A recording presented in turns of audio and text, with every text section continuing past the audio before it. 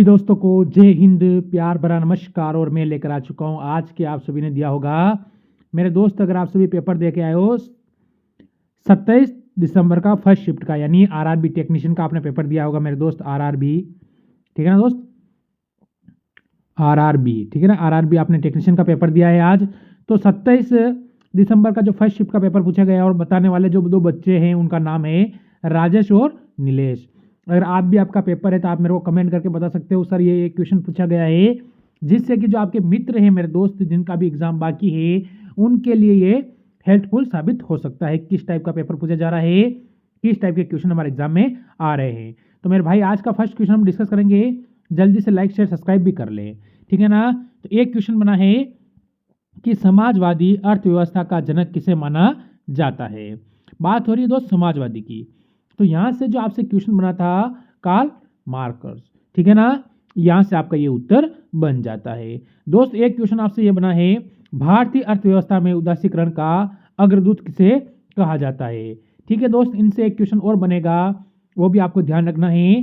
तो डॉक्टर मनमोहन सिंह जी, इनके बारे में अगर बात करें तो 26, ठीक है ना, 26 दिसंबर, ठीक है ना मेरे दोस्त, दिसंबर को इनकी क्या होगा, निर्धन हो गया है। यानी कि ये निर्धन हो चुका है डॉक्टर मनमोहन सिंह जी का, जो हमारे भारत के पूर्व क्या थे, अरे पूर्व क्या थे दोस्त, प्रधानमंत्री, ठीक है, प्रधानमंत्री, ठीक है ना, ये ध्यान रखना है, प्रधानमंत्री थे भारत के पूर्व, और इनका निधन हो चुका है 26 तारीख को। तो ये आपके लिए अब जो कोई भी एग्जाम बनेगा उसमें करंट का हिसाब से एक इंपॉर्टेंट क्वेश्चन बन जाएगा, क्योंकि एक बहुत महान व्यक्ति थे और 2 बार भारत के प्रधानमंत्री पद पर भी रह चुके थे।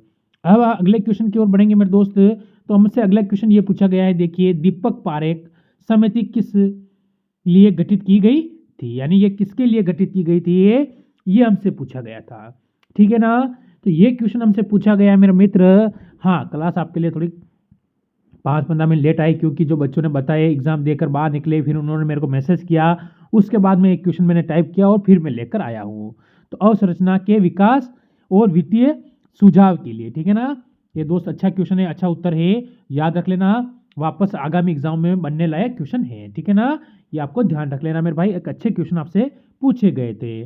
फिर अगर हम अगला क्वेश्चन देखें मेरे मित्र, आपके सामने है दोस्त, अगर क्वेश्चन बनता है एनजी स्टैटिक नामक रिपोर्ट कौन प्रकाशित करता है, यानी कि एक महत्वपूर्ण क्वेश्चन मेरे दोस्त ये बन जाता है एग्जाम की दृष्टि से।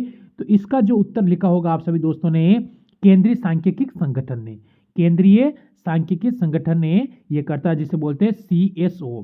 क्या बोलते हैं मेरे भाई, सीएसओ से हम बोलते हैं। फिर अगले क्वेश्चन आपसे बने थे, वो ये क्वेश्चन थे मेरे दोस्त, वैश्विक भुखमरी सूचकांक रिपोर्ट का मुख्य घटक क्या है। वैश्विक भुखमरी सूचकांक है, उसका रिपोर्ट में मुख्य घटक क्या है मेरे दोस्त, ठीक है ना। तो ये आपसे पूछा गया, जैसे कि अल्प पोषण, शिशु वृद्धि रोधन तथा शिशु मृत्यु दर। तो ये क्या है, भुखमरी सूचकांक रिपोर्ट का मुख्य घटक है मेरे दोस्त, ये भी याद रखना है, एक इंपॉर्टेंट क्वेश्चन है मेरे मित्र आगामी एग्जाम की दृष्टि से। फिर अगर अगला क्वेश्चन देखें, रघुराम राजस्व निम्न राजन, ठीक है, रघुराम राजन समिति का गठन किसने किया था। दोस्त रघुराम, जो आपको पता है, समिति का गठन किसने किया था, आर्थिक क्षेत्र में सुधार से, ठीक है ना, आर्थिक क्षेत्र में सुधार से इनका जो संबंध है मेरे मित्र, तो आप क्या कहोगे, वे संबंध, ठीक है ना, ये ध्यान रख लेना है। अगला क्वेश्चन देखो मेरे भाई, ये आपके सामने अगला क्वेश्चन बना है, इसको देखिए और उत्तर दीजिए। व्यय प्रबंधन आयोग, ठीक है ना, के प्रथम अध्यक्ष कौन थे। व्यय प्रबंधन जो आयोग था मेरे दोस्त, इसका जो प्रथम अध्यक्ष हमसे पूछा गया है, तो हम क्या कहेंगे, विमल जालान, ठीक है ना दोस्त, विमल जालान ये अध्यक्ष हो जाते हैं इनके। ये चीज आपको क्लियर कर लेनी है, यहाँ कोई डाउट नहीं। तो फिर अगला क्वेश्चन देखो मेरे दोस्त, ये आपके सामने आया है, भगवान बुद्ध को ज्ञान की प्राप्ति कहाँ से हुई थी। दोस्त यहाँ पर बात हो रही है भगवान बुद्ध की। तो मेरे दोस्त, अगर भगवान बुद्ध को जो ज्ञान की प्राप्ति हुई थी, वो कहाँ से हुई थी, एक अच्छा क्वेश्चन है मेरे दोस्त, है कि नहीं है, बताओ, लेवल का क्वेश्चन पूछा गया नहीं पूछा गया। तो आप कहोगे कि भगवान बुद्ध को ज्ञान की प्राप्ति बोध गया में हुई थी। कहाँ हुई थी, बोध गया के अंदर। फिर मेरे मित्र एक अगला क्वेश्चन बना था, आर्य समाज की स्थापना किसने की थी। आर्य समाज था मेरे मित्र, इसकी स्थापना किसने की थी, ये भी आपको बताना है। तो सभी स्टूडेंट कहेंगे कि आर्य समाज की स्थापना स्वामी दयानंद सरस्वती ने की थी। ठीक है, स्वामी दयानंद सरस्वती जी ने आर्य समाज की स्थापना की थी। ये भी एक बढ़िया क्वेश्चन है एग्जाम का। पेपर तो अच्छा पूछा गया, पेपर में कोई दोस्त कमी नहीं है, पेपर अच्छा पूछा गया था। पंजाबी भाषा की लिपि कौन सी है दोस्त? पंजाबी जो भाषा थी हमारी, उसकी लिपि कौन सी है? लिपि के बारे में पूछा गया है। तो पंजाबी जो भाषा थी मेरे दोस्त, उसकी लिपि थी गुरुमुखी। क्या लिपि थी मेरे दोस्त? गुरुमुखी उसकी लिपि थी। कौन सी भाषा की? पंजाबी भाषा की। फिर अगला क्वेश्चन है, भारत की मुख्य भूमि का दक्षिणतम किनारा कौन सा है? हमारी भारत की जो मुख्य भूमि है मेरे मित्र, उसका जो दक्षिणतम किनारा यानी एंड किनारा, लास्ट वाला किनारा, जैसे हम बोलते हैं उत्तर में हिमालय है, तो दक्षिण में जो है मेरे मित्र, वो उसका नाम आपसे पूछा गया है। तो आप सभी कहोगे कन्याकुमारी हमारा क्या है? दक्षिणतम लास्ट हिस्सा हो जाता है। ये भी एक इंपॉर्टेंट क्वेश्चन आपसे आज पूछा गया था, यानी कि लाजवाब क्वेश्चन आपसे पूछा गया था दोस्त। इसके बाद अगले क्वेश्चन आपसे पूछे गए हैं, भारत में सबसे पहले सूर्य किस राज्य में निकलता है? हाँ दोस्त, भारत में जो हमारा सूर्य उदय होता है वो सर्वप्रथम किस राज्य के अंदर हो जाता है? तो यहां से मेरे मित्र हम कहेंगे अरुणाचल प्रदेश में हमारा सूर्य उदय सबसे पहले होता है। अगर विश्व में पूछे दोस्त, अगर विश्व का आपसे पूछा गया तो आप क्या कहोगे? जापान। जापान आप कहोगे, ये बात आपको याद रखना है। एक क्वेश्चन मेरे मित्र ये पूछा गया है, इंसुलिन का उपयोग किस बीमारी के उपचार में होता है? ये आपका साइंस से क्वेश्चन पूछा गया आज का, अच्छा क्वेश्चन है मेरे दोस्त। तो आप कहोगे मधुमेह। मधुमेह आप सभी का उत्तर सही हो जाएगा। अगर मेरे दोस्त आपने ये साइंस के क्वेश्चन भी पूछे गए हैं, बिहू किस राज्य का प्रसिद्ध त्योहार है? ये कल मैंने एक क्लास करवाई थी मेरे मित्र, उसमें मैंने एक क्वेश्चन करवाया था और मैंने कहा था कि दोस्त ये क्वेश्चन आप लिख लेना, लिख लेना, ये क्वेश्चन आपसे पूछा जाएगा और आज पूछा गया है, वो है असम से। ठीक है, कौन सा विटामिन आंवले की प्रचुर मात्रा में निकलता है? तो आंवले से जो प्रचुर मात्रा में मिलने वाला विटामिन हमसे पूछा गया है दोस्त, आप सभी कहोगे विटामिन सी। विटामिन सी ऐसा है मेरे दोस्त, आंवला से प्रचुर मात्रा में हमको मिल जाता है। और अगला क्वेश्चन पूछा गया है, भारत का प्रथम गवर्नर जनरल कौन था? हमारे देश का प्रथम गवर्नर जनरल था, वो कौन सा था? ये तो मेरे दोस्त आधुनिक हिस्ट्री से बना क्वेश्चन है, तो विलियम्स बेंटिंग। विलियम बेंटिंग आप सभी का उत्तर सही रहेगा। फिर अगले क्वेश्चन आपसे क्या बने हैं मेरे दोस्त, ये भी देखिए।